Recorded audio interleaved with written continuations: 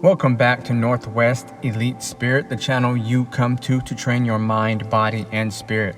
I'm Coach Brian. If you haven't hit that subscribe button yet, do that now and ring the notification bell to stay up to date on all of my newest releases.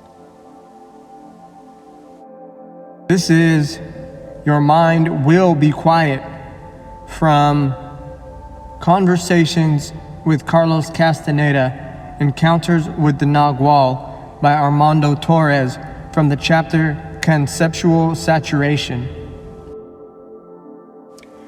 I once told Carlos how difficult it was for me to understand the postulates of sorcery and asked him for some definitions which could guide my rationality.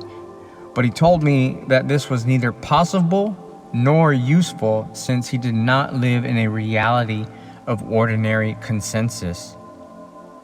Carlos assured me with absolute seriousness, not even I understand myself. He maintained that to comprehend is to fix our attention on a specific point from where things can be explained. The more accepted that point is by people in general, the truer we find it.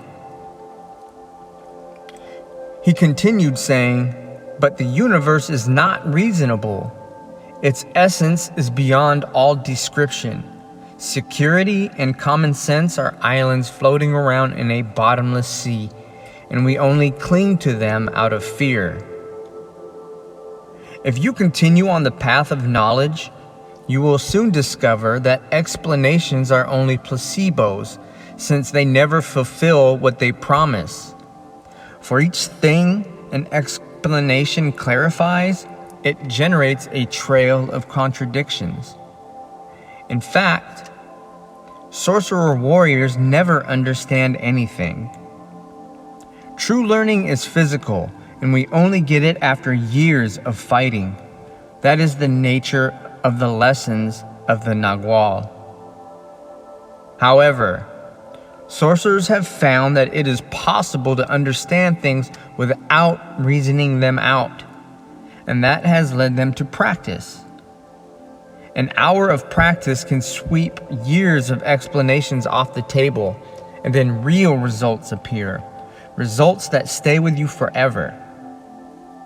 As you turn yourself into a witness of power, the obsessive pressure of your mind to be in charge will be canceled out. In its place, the childlike spirit of adventure and discovery will be reborn in you. In that state, you do not think anymore. You act. Then Carlos asked me to what extent my interest in the knowledge of the sorcerers of ancient Mexico was honest. I assured him that there could be no doubts about my sincerity, and that I was willing to make any effort except to transgress my principles concerning honesty and clarity. Carlos shook my hand effusively and exclaimed, "You're the ideal candidate." I do not know whether Carlos was joking or sincere.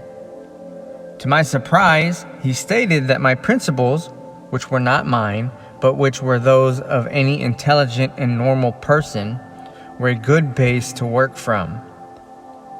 Carlos said, "Those principles are your basic materials, but now you have to transform them into an unbending intent, because as long as they just remain good intentions, they will not serve you in any way."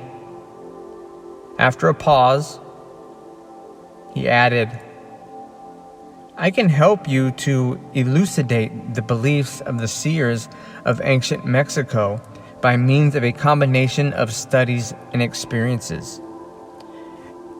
Interpreting my silence as agreement, he continued by describing an action program that I should incorporate in my daily life. It was based on 3 points of stopping my internal dialogue with the help of pure intent, compacting my energy by means of rearranging my way of life, and loosening the bounds of my mind in order to dream. He said the program was designed to help me loosen a little my fixations from the social collective. and would encourage me to enter into practical commitment with the postulates of sorcerers. I accepted his proposal and prepared to listen, but Carlos was anything but a good instructor. When I had read his books, at least I had the opportunity to pause and to reread a sentence or to leave everything for later. But when I was right there beside him, his impatience and his uncontainable torrent of words overwhelmed me. Also, he gave me the impression that he was avoiding, in every possible way, establishing a human relationship. When later I pointed out to him that his method did not work, he told me that it had been a deliberate hunting strategy of his. Apparently, he was stalking the routines of my mind through what he called conceptual saturation. I asked Carlos what he meant by that, and he explained. Reason becomes saturated when you give it too much content to work with.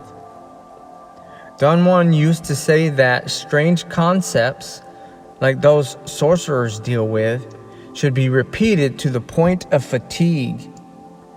That way they gain a definite place in our awareness, which is otherwise burdened by the weight of so many trivial matters.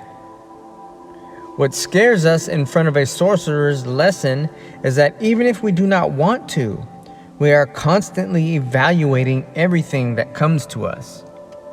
When the object of that analysis is an irrational proposition, it requires a lot of power to avoid prejudice.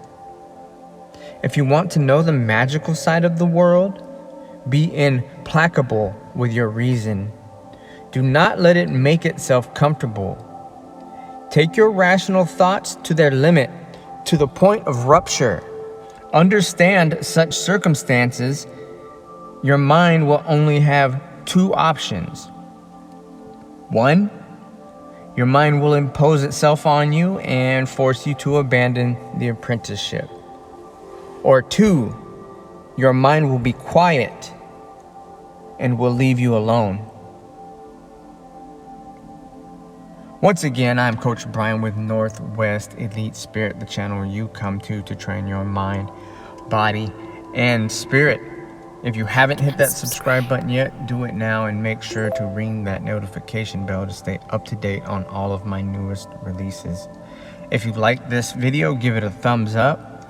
Comment below anything you have to add. Share with like-minded individuals, but most importantly, practice. Thank you.